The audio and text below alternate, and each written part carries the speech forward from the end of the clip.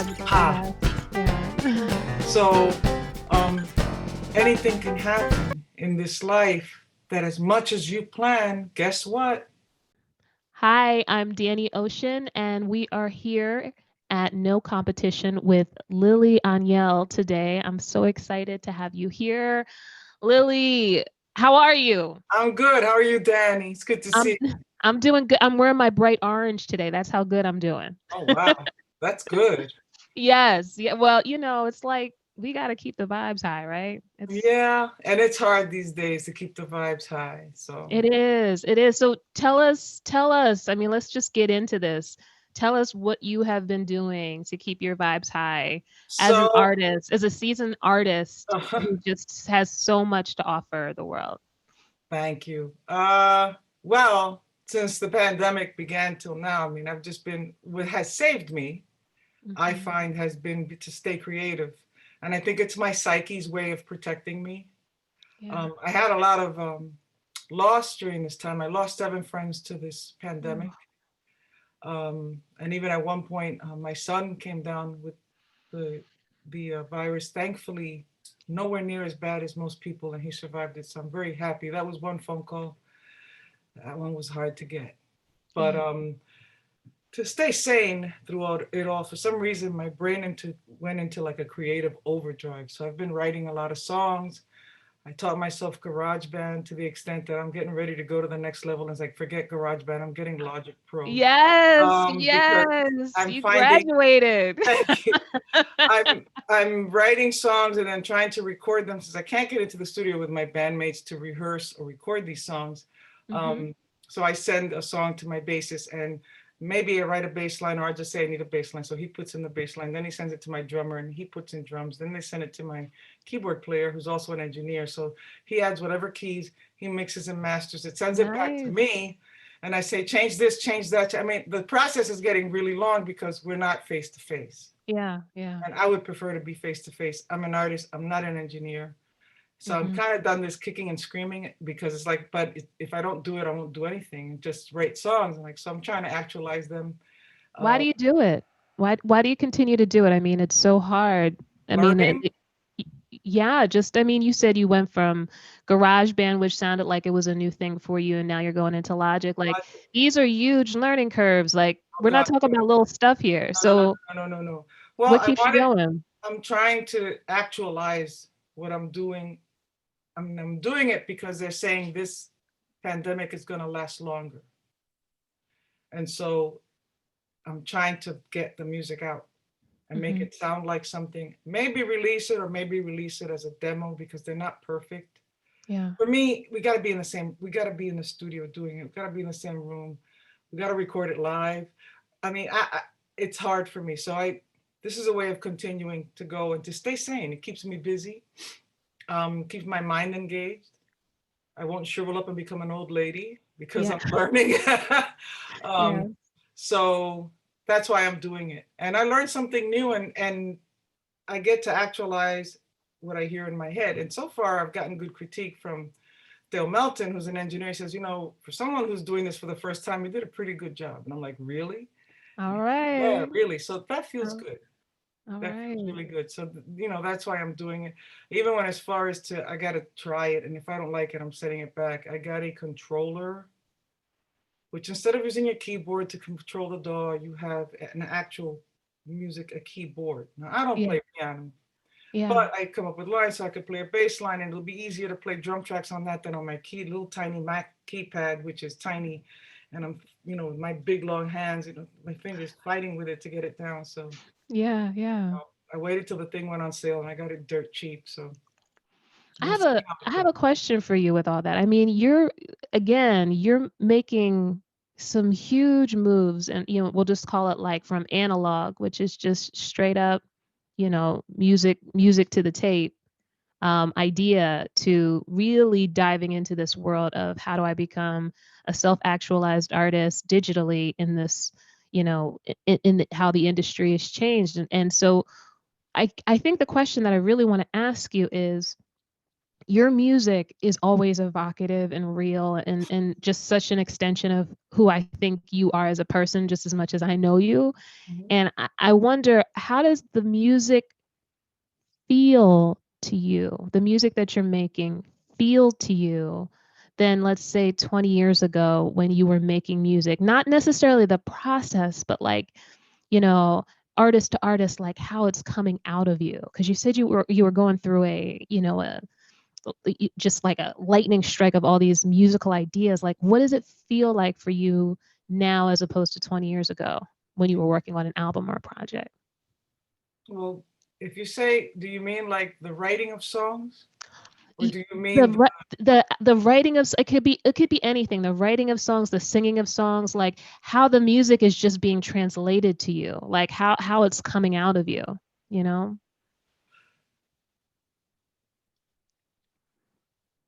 you ask the hardest questions? Okay, so and that's good because Think about yourself as like a pipeline, like a conduit, right? initially, I mean, we are a product of everything we hear. Yeah, When you exactly. create, all those things are included. The longer you live, the more music that you listen to, the more comes into the pipeline. Yeah. And sometimes there's a too much coming in, and you have to split up. What do you want to do? What is it? So when I initially started to write music, like a lot of artists, because I played an acoustic guitar, I was called a folk musician Hmm. because they see female plus acoustic guitar, oh, you're a folk artist. And I love it because Joni Mitchell has something to say about this. And I just yesterday read an article that came out on her, and she says it was never just folk music. And she was right because of the tunings and her voicings of chords. And Jocko and some of the Right. crazy things that So she did exactly. musically. So Yeah.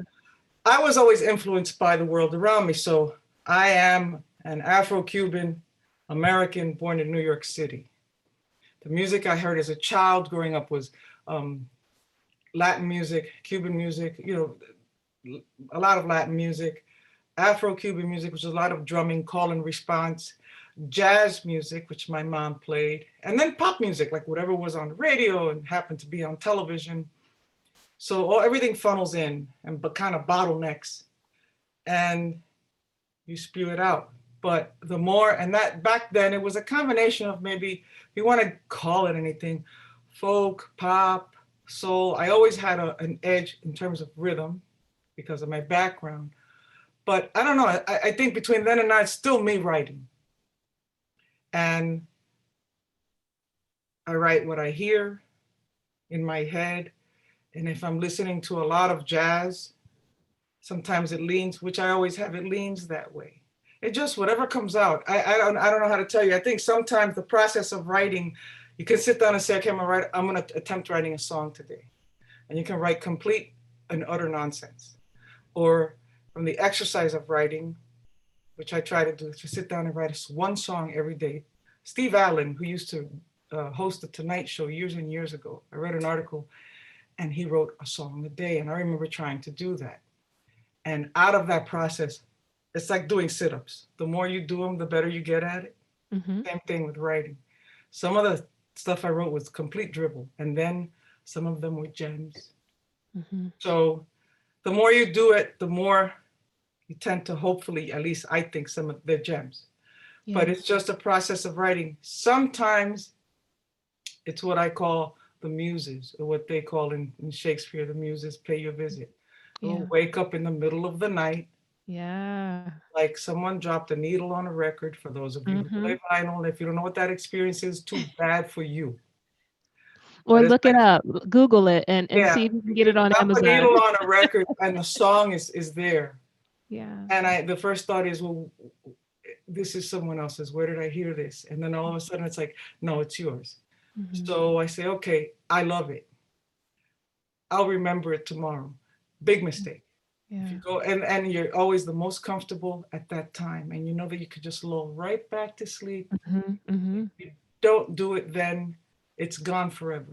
Yes. Unless you wake up like I do, turn the light on. Now you're really awake. Get everything turned on and put it down. Or what I do now is fantastic with the note taker on my iPhone.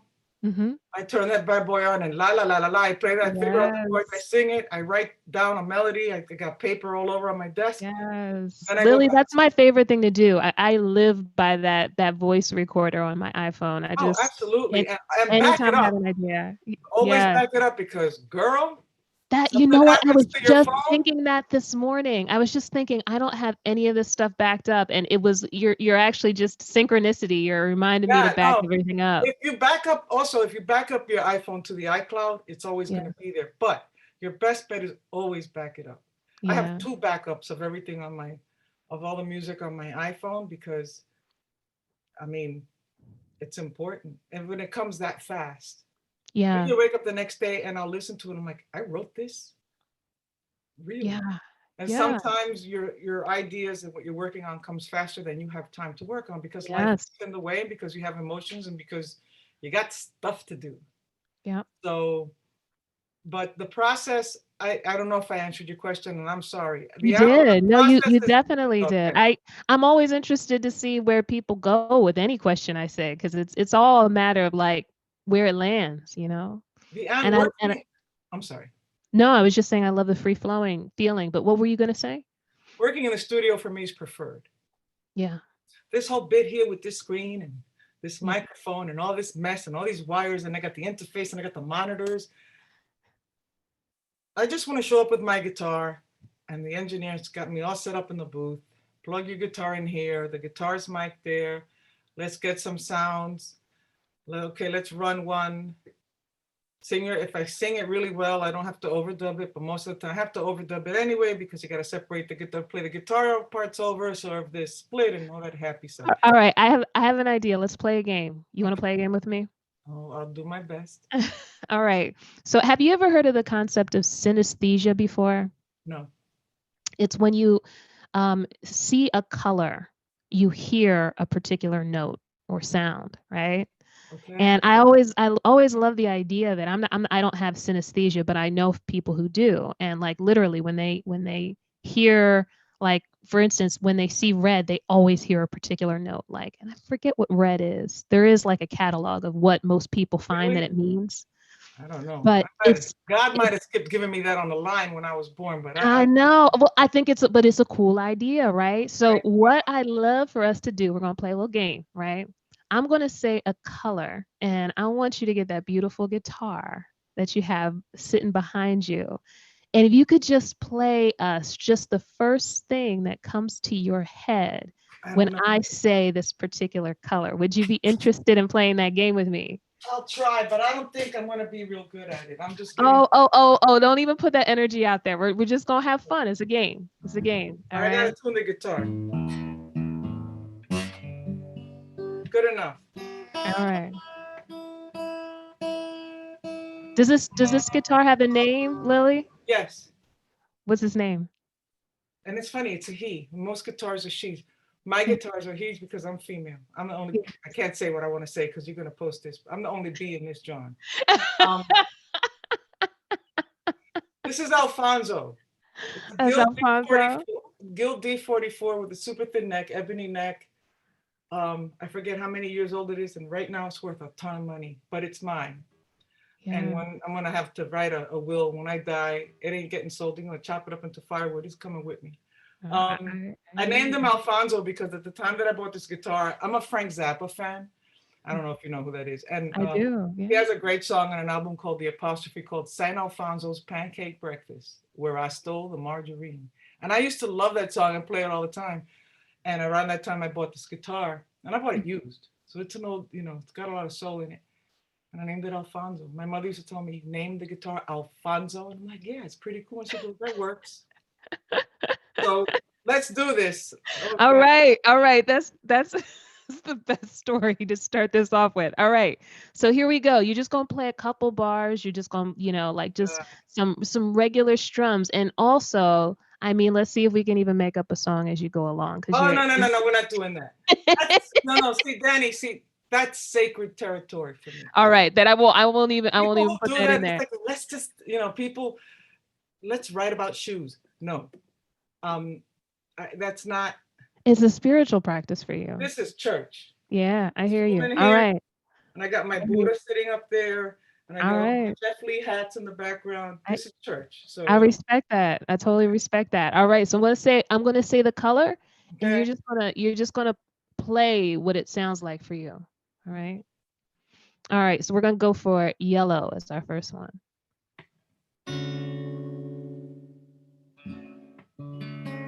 Nice, nice.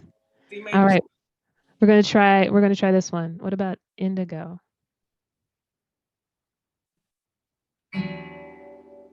Nice. Nice. All right. What about this one? Green.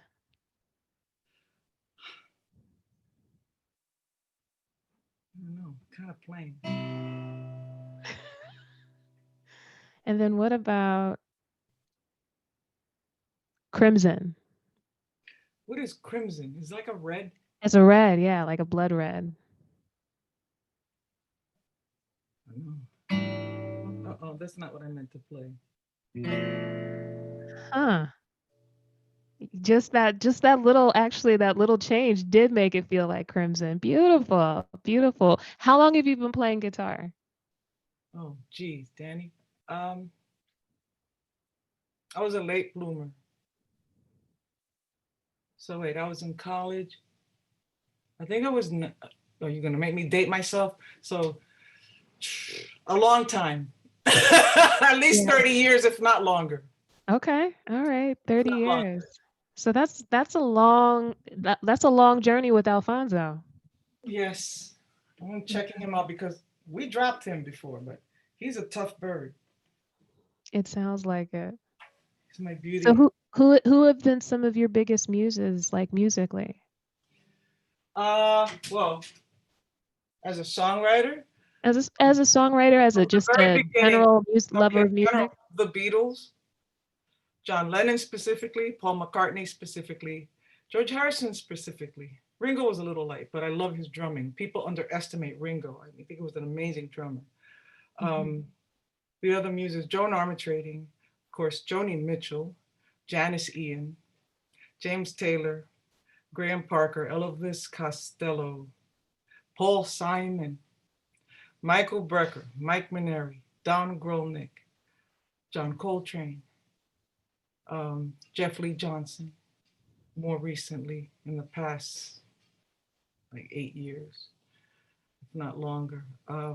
Some classical. I like Beethoven, George Gershwin, the people who wrote standards, Lerner and Lowe, Rodgers and Hammerstein. Um, Gosh, who else? They're all hanging in my room. Um, I don't want to forget anybody, but they're all here. Jaco Pastorius, of course. Yeah. Um, just the music that I like listening to. A lot of it, if people ask me as a vocalist, I've been asked, who do you listen to? Because you sing, when you sing. And I go, I listen to horn players. And they're always surprised. They go, well, what horn? I'm like, tenor saxophone. I love the sound of it. My mom used to play John Coltrane records when I was a kid. Mhm. And Gato Barbieri. And I just love the sound of it. If I could open up my mouth and instead of singing a singing voice, tenor saxophone came out, I would be in heaven. I Wow. just like what is done with the notes and how they bend in a way that vocally you can't do it. People sing vocally like "Skulbili Abadaba" and all that's, that no. The tenor saxophone is just, I'm amazed. And I've been in so many performances when I hear a tenor player or I hear Larry McKenna, who's influenced me, who played on my record Another Place, Another Time. And we did a recording at WRTI and he played on another song. And I missed my entrance and I ruined a wonderful take because I was listening to him because he was so amazing. And the lilt of his notes, it moves me. Mm. I just love it. So I listen to saxophone players. That really influences me. Oftentimes I'll start a song, I'll write a song, and what I hear is the line, and I don't hear and the phrasing, and that's it. And I hear in my head a tenor. I like the tenor saxophone. It's the range. It's where it sits. Mm. Um, and that's it. Is your voice when you're mixing your voice in your recordings, are you Are you seeking for it to be right there in the tenor sax place? Sometimes it happens without thinking. Because it feels like that to me, actually, So when I in listen to B you. flat, yeah, saxophone, tenor sax, I believe reads in B flat, and my initial range is F to B flat. And it's Yeah. more extended now, but when I first started singing, it was determined that was an octave and a fifth. Huh. Um, my I've written songs that when I've sent them when we start working on recording, and I've been working with Dale Melton as my co-producer and engineer and bandmate and friend.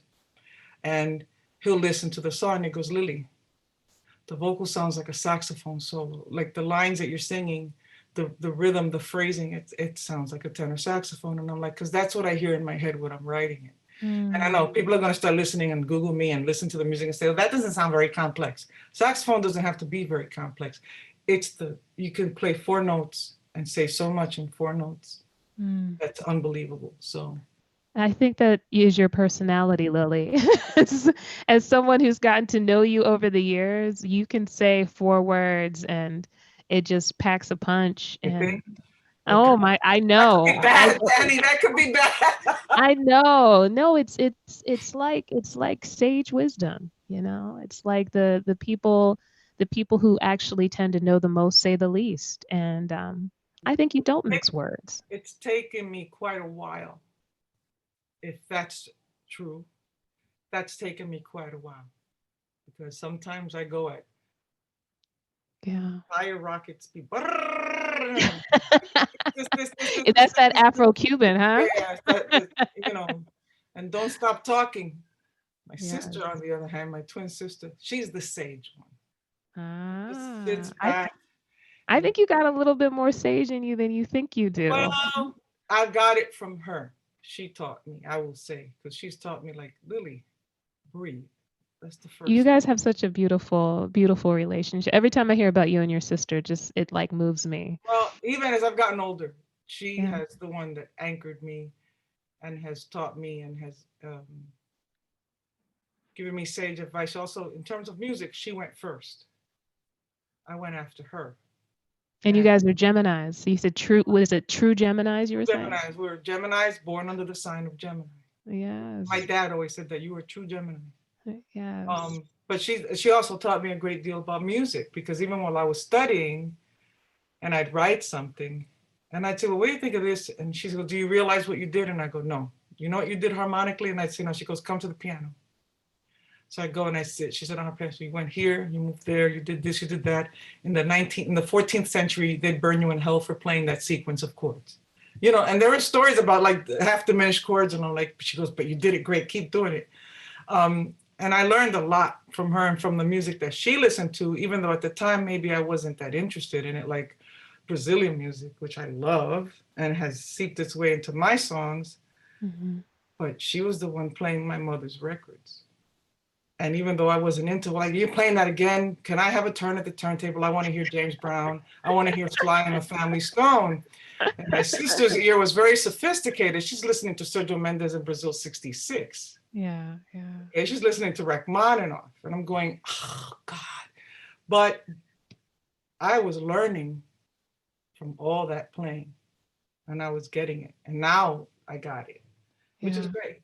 I consider myself very fortunate. Well, speaking of family, you talked about a very, I guess it would be ancestral tune that came to you most recently, who you had a really amazing partner in crime do the acoustic guitar for. Do you want to Yes, talk about that piece at all? sure. During the pandemic, one day, I was in the room, I was making the bed.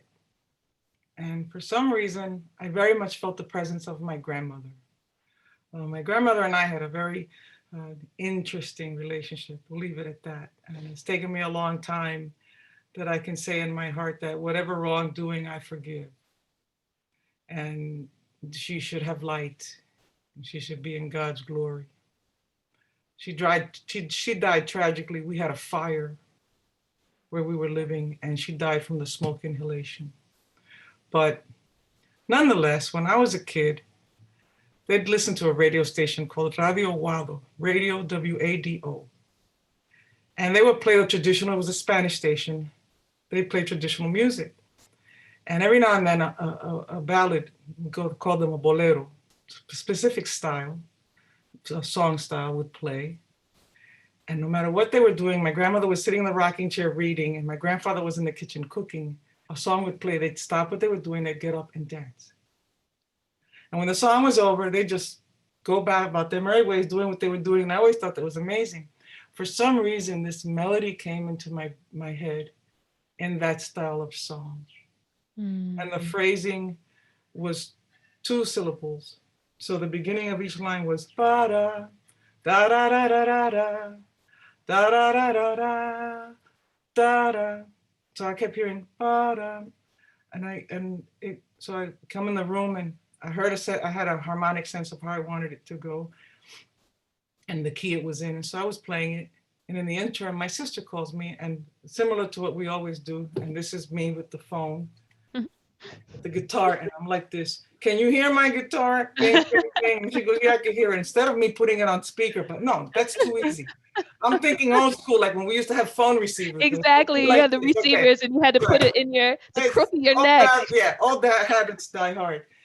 And I play her the song, and she goes, that's beautiful. And I'm like, well, I just wrote it. She goes, well, what are you hearing? And I said, well, I hear a 2-syllable phrase. And the song that came to mind, the word that came to mind was besos, which means kisses.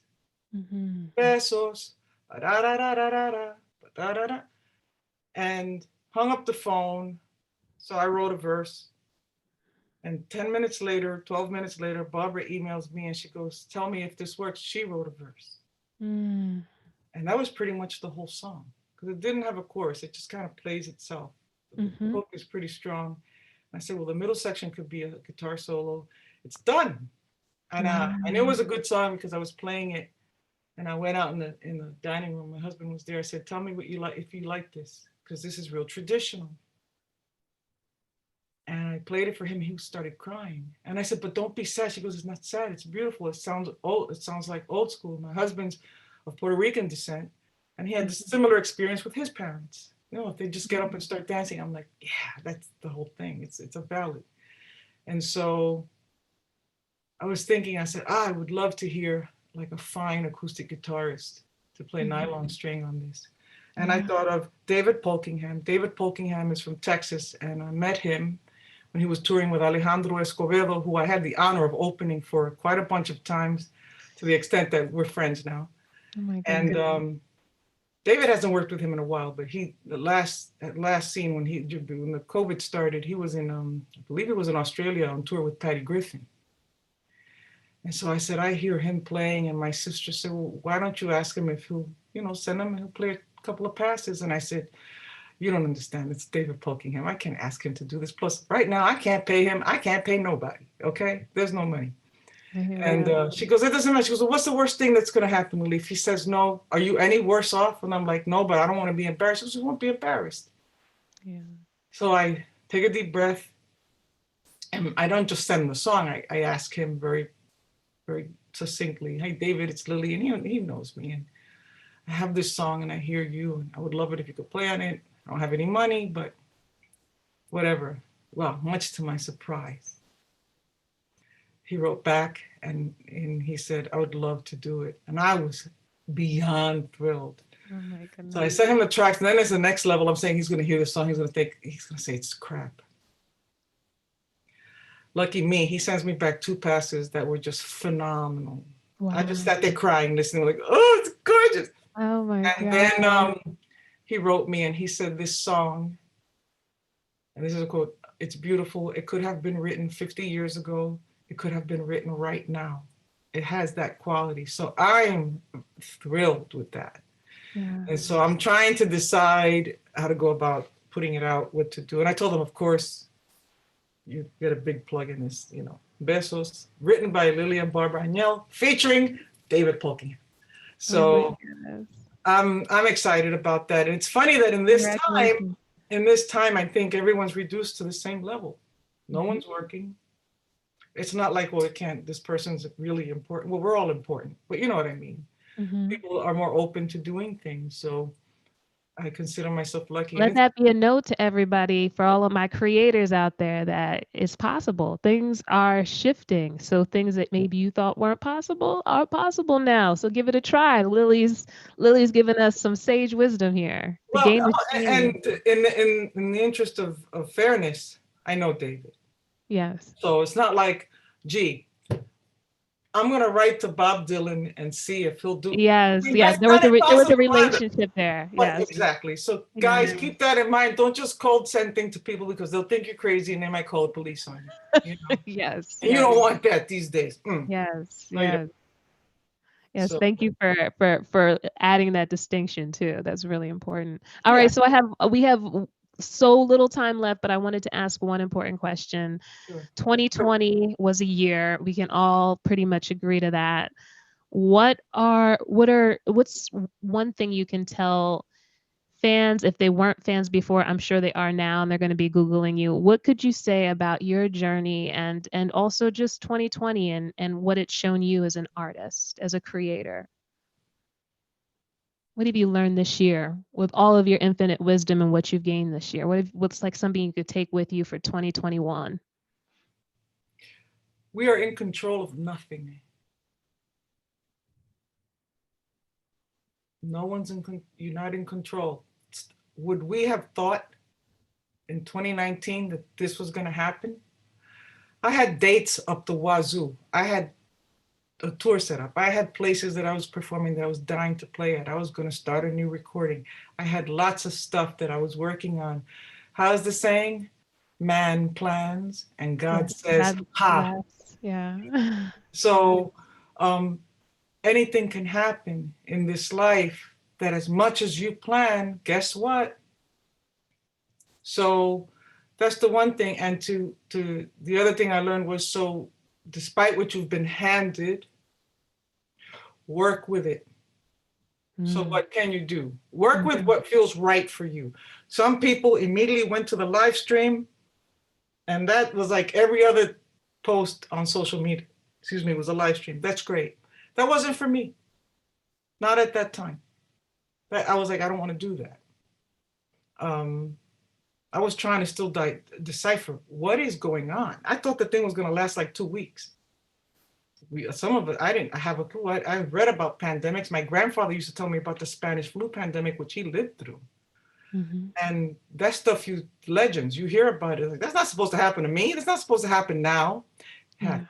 It happened. So anything could happen. Um, no one's in control. In terms of, you're in control of your life. I don't want it to make it sound like everything is just one mad ride. But I think that distinction too is like so important, what we can control is how we choose to react to all that. And and handle it. And there's no wrong reactions and there's no wrong feelings. I know many musicians that say, I can't pick my guitar up. I can't do it. yeah. And then they say, what are you doing? I said, oh, I wrote over 30 songs. And they're like, what? Everyone's different.